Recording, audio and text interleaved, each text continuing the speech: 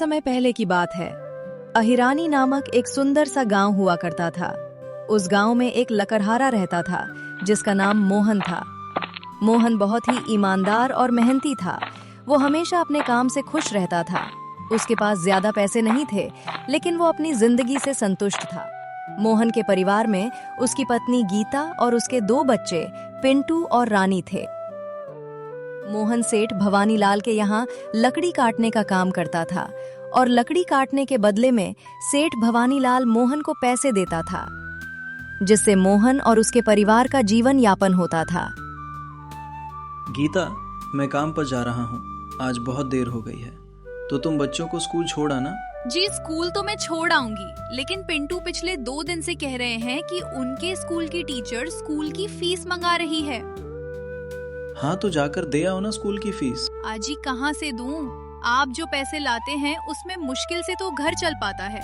अब उतनी सी तनख्वाह में मैं बच्चों की फीस का इंतजाम कैसे करूं? आजी, मैं एक बात आपको साफ साफ कह देती हूँ, आप सेठ भवानीलाल जी से पगार बढ़ाने की बात कहिए। दिन पर दिन खर्च बढ़ता जा रहा है। बाजार में अगर सब्जी लेने निकलो तो सब्जियों के दाम आसमान छू रहे हैं, और बच्चों की पढ़ाई का खर्चा, घर का खर्चा अब इतनी कम तनख्वाह में कैसे गुजारा होगा? ठीक है, मैं आज ही सेठ जी से थोड़ा पगार बढ़ाने की बात करता हूँ। इतना कहकर मोहन काम पर चला जाता है।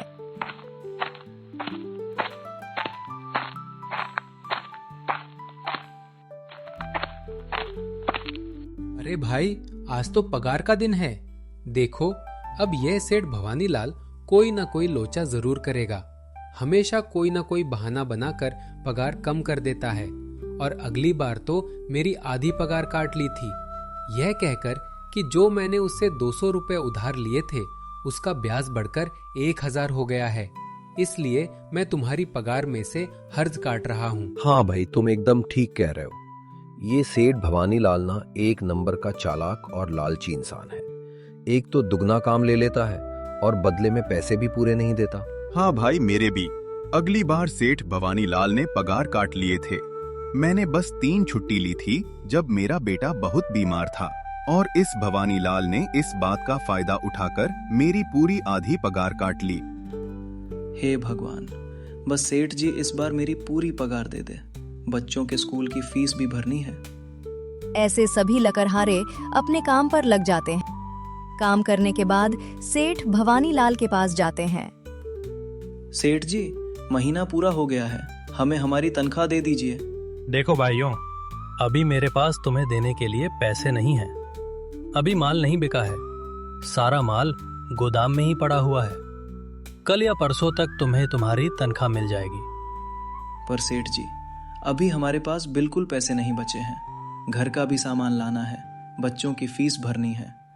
अरे मैंने कहा तो सही, 1-2 दिन और रुक जाओ, कल या परसों तक पैसे मिल जाएंगे। अभी मेरे पास पैसे नहीं हैं। सभी लकड़हारे निराश मन से अपने अपने घर आ जाते हैं। आजी, क्या हुआ? इस बार कितना पगार मिला है? गीता, अभी कोई पगार नहीं मिला। सेठ जी ने कहा है कि 1-2 दिन में पगार मिल जाएगी। पगार नहीं मिली? आपको तो पता है ना, बच्चों की फीस भरनी है इनकी। स्कूल टीचर ने आज साफ साफ चेतावनी दे दी है कि अगर कल फीस नहीं लाई तो बच्चों को घर पर ही बिठा लेना। अब बताओ मैं क्या करूं? मैं क्या करूं गीता, ये सेठ जी समय पर कभी पैसे देते ही नहीं हैं। अब तो बस हम इंतजार के सिवा और कुछ नहीं कर सकते। 1-2 दिन की बात है, देख लेते हैं। ऐसे ही 2 दिन गुजर जाते हैं। अरे रामू, ये ले अपनी इस महीने की पगार। सेठ जी, यह तो बस 4000 है। मैंने तो इस महीने 5000 तक का काम किया है। हाँ, काम तो किया है, लेकिन तूने 1-1 घंटे आराम भी तो किया है। ये पैसे उसी आराम के काटे हैं। पर सेठ जी, आपने तो कहा 9 घंटे काम के 1 महीने में 5000 मिलेंगे, और मैंने तो 9 घंटे काम किया और 1 घंटे आराम। देख रामू, मुझे ज्यादा हिसाब किताब ना समझा। ये 4000 रख, अगर चाहिए तो, और अगर नहीं चाहिए तो कहीं और काम ढूंढ ले। बेचारे रामू के पास उन पैसे को लेने के सिवाय और कोई रास्ता नहीं था। रामू चुपचाप वो पैसे रख लेता है। मोहन, ये लो तुम्हारी पगार। पर सेठ जी, 4,000 क्यों? मेरे तो पूरे 5,000 बनते हैं ना। मैंने तो कोई छुट्टी भी नहीं की और ना ही कोई आराम। मैंने तो अपना सारा काम समय पर किया है। हाँ, समय पर तो किया है, पर इस समय बाजार में लकड़ियों का दाम काफी सस्ता हो गया है। इस वजह से अभी तुम्हें भी पगार कम ही मिलेगी, जब तक लकड़ियों का दाम नहीं बढ़ता। पर सेठ जी, बात तो 5,000 की हुई थी ना। अब 4,000 में मैं कैसे घर चलाऊंगा? बच्चों की स्कूल की फीस भी भरनी है। सेठ जी, इस बार आप पूरे पैसे दे दीजिए। 4,000 ही मिलेंगे। तुझे यहाँ काम करना है तो कर, वरना कहीं और काम ढूंढ ले। बेचारे मोहन के पास उन पैसे को लेने के सिवाय और कोई रास्ता नहीं था।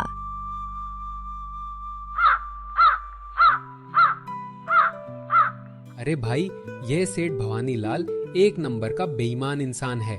सारे पैसे अपने जेब में भर लेता है और बहाने बनाता है कि लकड़ियों के दाम सस्ते हो गए हैं। देख लेना, हम गरीबों की किसी न किसी दिन इसे जरूर हाय लगेगी। ऐसे नहीं कहते, वो हमारे अन्नदाता है।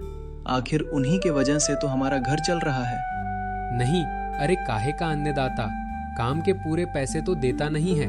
पूरे महीने मेहनत करके भी क्या मिलते हैं? बस ये 4,000 रुपए। इसमें घर खर्च कैसे चलाएं? ऐसे तो हम कभी तरक्की नहीं कर पाएंगे, और हम कर भी क्या सकते हैं? रामू, हमें लकड़ी काटने के सिवा और कोई काम कहाँ आता है? और कोई काम खोलना भी चाहे तो उसके लिए हमारे पास इतने पैसे कहाँ हैं? अब जो भी हो, हमारा तो बस ये सेठ भवानी लाल ही सहारा है ना। कुछ देर बातें करने के बाद सभी अपने घर की ओर निकल पड़ते हैं। आज ही आ गए। आपकी कितनी पगार मिली है? गीता, इस बार सेठ जी ने बस 4,000 रुपए ही दिए हैं। बस 4,000? इतने में कैसे घर चलाएंगे? बच्चों की फीस में ही आधी पगार निकल जाएगी। फिर 2,000 में क्या करेंगे? अब मैं क्या कहूँ गीता, अब तुम्हें इसी में ही गुजारा करना होगा। तुम सबसे पहले बच्चों की फीस भर देना, इसके बाद बाकी का मैं देखता हूँ। आज ही आप क्या देख लोगे? सेठ जी से पूरे पैसे तो मांगे नहीं गए आपसे। नहीं गीता, मैंने सेठ जी से पैसों के लिए कहा था, पर सेठ जी ने साफ इनकार कर दिया और कहा, ये लेना है तो लो, वरना कहीं और काम ढूंढ सकते हो।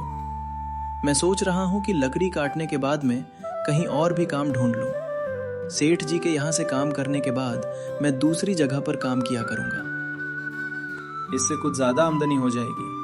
आज ही मैं सेठ जी के यहाँ पर काम करने के बाद और भी जगह काम ढूंढने जाऊँगा। इतना कहकर मोहन काम पर निकल जाता है।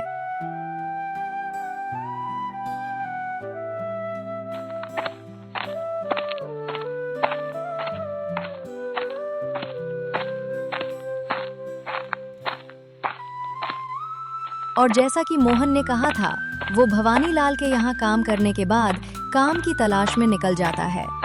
मोहन पूरे गांव में काम ढूंढता है, दुकानों दुकानों पर जाकर लोगों से काम मांगता है, मगर हर जगह मोहन को केवल निराशा ही हाथ लगती है।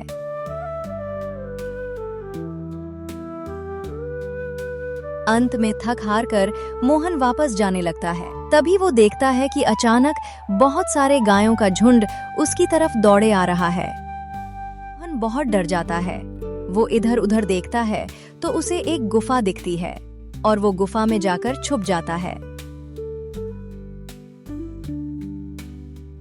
जब गायों का झुंड वहां से निकल जाता है, तब मोहन की जान में जान आती है।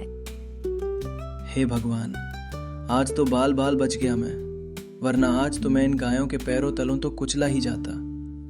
पर ये मैं कहाँ आ गया? ये कैसी गुफा है? मोहन ये सब सोच ही रहा था कि तभी उसकी नजर गुफा में रखी एक टोकरी पड़ जाती है। ये कैसी टोकरी यहाँ पड़ी है? इसे मैं घर ले जाता हूँ, सामान रखने के काम आ जाएगी। मोहन उस टोकरी के पास जाता है।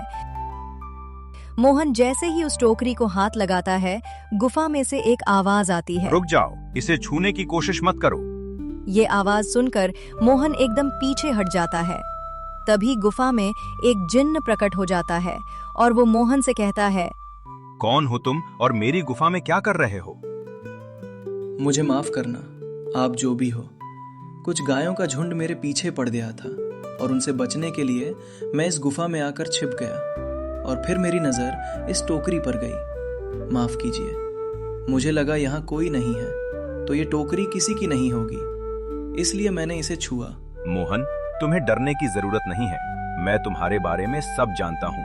मेरी नजर एक बार भी जिस पर पड़ जाती है, मैं उसका इतिहास अपनी खुली आंखों से देख सकता हूँ। पर आप है कौन और आप इतने विचित्र क्यों दिखाई पड़ रहे हैं? आप अपना परिचय दीजिए, कौन है आप? मैं एक जिन्न हूँ और मैं कई सालों से इस गुफा की रक्षा कर रहा हूँ। ये गुफा मेरे पूर्वजों की है। इस गुफा में केवल वही इंसान घुस सकता है जिसका मन बिल्कुल पवित्र हो। अगर तुम अपवित्र होते तो तुम इस गुफा में कभी नहीं घुस पाते। तुम एक सच्चे इंसान हो, इसलिए तुम इस गुफा में घुस पाए और इस टोकरी को छू पाए। अब तुमने इस टोकरी को छुआ है तो यह टोकरी तुम्हारी हुई। नहीं, मुझे ये टोकरी नहीं चाहिए। मैं तो बस देख रहा डरो मत मोहन, तुम ये टोकरी ले जाओ।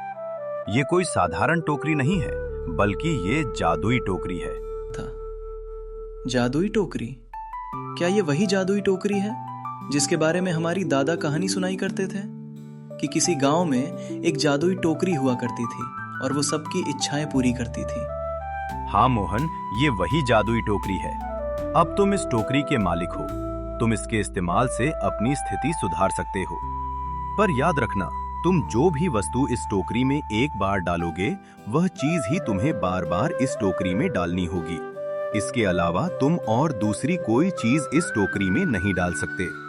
अगर तुमने ऐसा किया तो इसका परिणाम तुम्हें ही भुगतना होगा।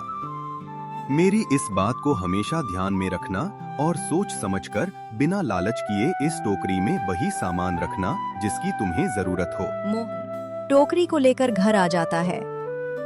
गीता, ये देखो, ये मैं क्या लेकर आया हूँ।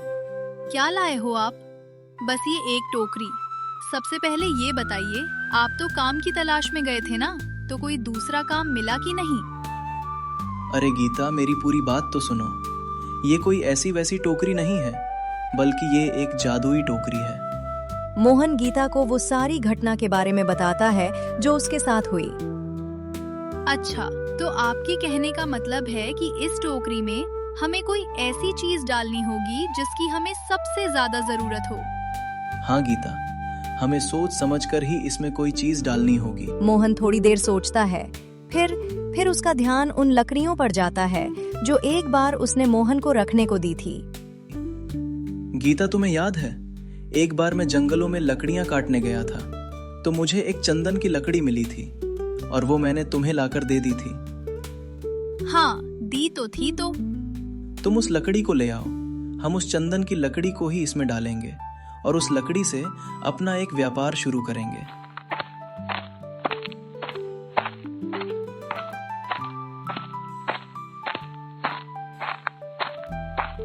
गीता चंदन की लकड़ी को ले आती है और उसे टोकरी में डाल देती है।